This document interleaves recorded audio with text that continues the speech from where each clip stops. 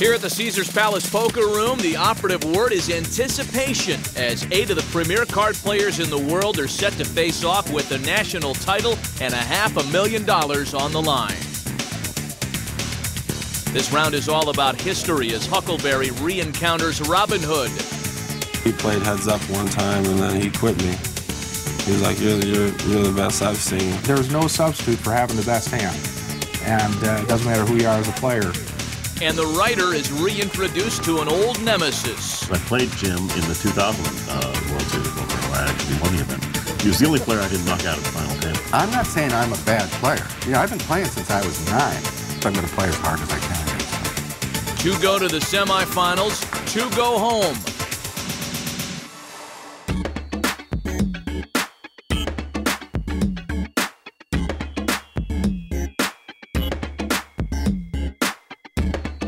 The quarterfinals of the National Heads Up Poker Championship begin now.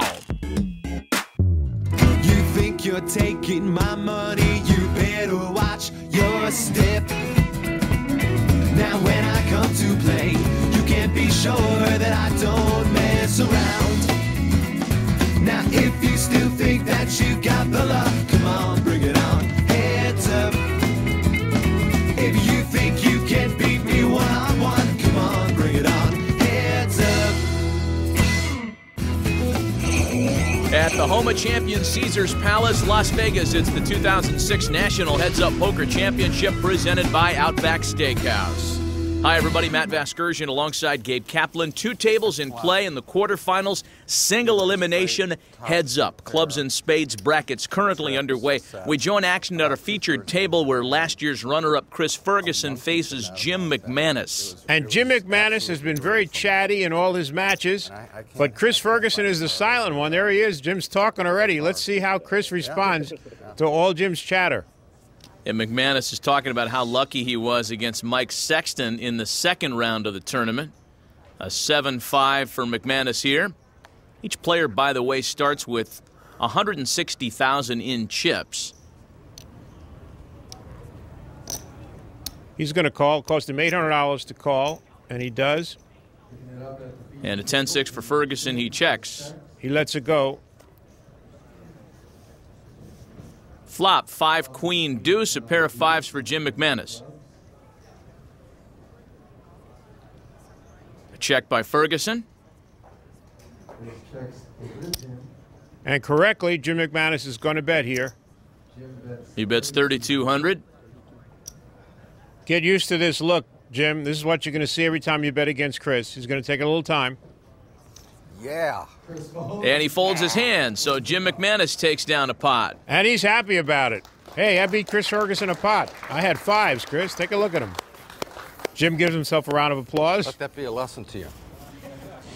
Game underway at our feature table, Chris Jesus Ferguson against best-selling poker author James McManus. In the 2 years of this tournament so far, Chris Ferguson has won 8 out of 9 matches. How's he playing this year compared to last? He's playing great. He's taking his measured amount of time and making the right decisions. If anything, he's more deliberate than he was last year.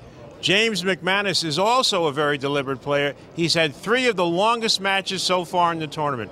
Some of these poker fans have brought out their camping gear. This one could take a long time. And to add to the intrigue, these 2 players also have a history together. That's right. James McManus' book, Positively Fifth Street, was based on the 2000 World Series of Poker, in which McManus made the final table. And who was the winner of that tournament? Chris Ferguson. Underway at our feature table, we'll return to poker action in a moment. Some information, chip information for fans following at home. We've already touched a little bit on some of the similarities between James McManus and Chris Ferguson. Now let's break it down a little further for this quarterfinal matchup with our scouting report. First of all, Chris has longer hair than Jim. Jim McManus is a deliberate player. He is very unlikely to make any wild moves.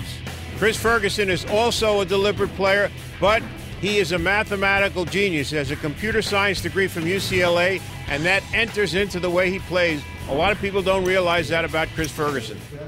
Yeah, Chris is more he's more a gamer than a gambler. That is to say, he doesn't put his chips at risk unless there is a certain mathematical formula attached to it. There's McManus with a pair of 4s. And he's going to raise here. He's got the button. 45. And he makes it 4,500 to go. Now, Chris Ferguson's got a pair of 7s. And he's going to take his time and just call. Very interesting. Pairs are played so differently in heads up, and early in this match, both players playing it safe, and the flop will bring a second pair for both, 9-9 king. Well, Chris Ferguson still has way the best hand. He checks. Check. McManus checks back. Both players check. Turns a queen of clubs. Either player could win this pot with a bet.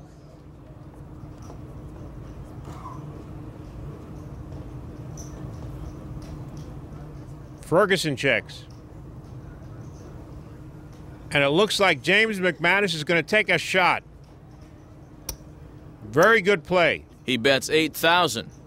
Really hard for Chris Ferguson to call in this situation. Now, based on that board, Chris has no way of knowing that his pairs are good enough here.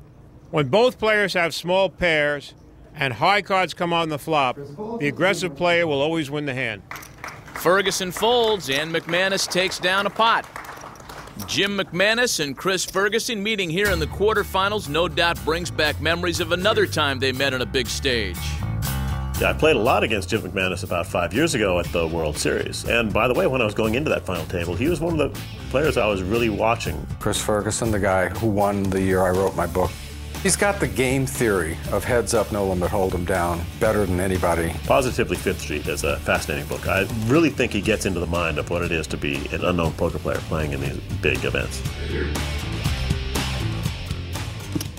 Jim McManus was at the World Series that year to write a book. And for all you young people out there, stay in school, get your degree, and become a poker player like Chris Ferguson.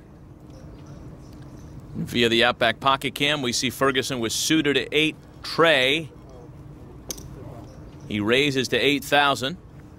Now, I don't think Jim McManus would ever make a move like that, and this is why. Because your opponent could wake up with a pair of aces.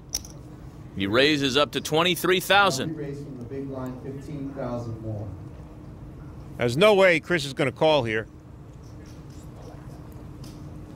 And Chris folds his hand. Jim takes the pot. And Jim McManus shows his aces. Remember, in the last hand when Jim McManus had 4s and bluffed Chris Ferguson out, he didn't show his 4s. Did you get Didn't action? get much money, no. Once I raised, he folded. At least Jim McManus has got Chris Ferguson talking. Coming up, another high-stakes quarterfinals matchup.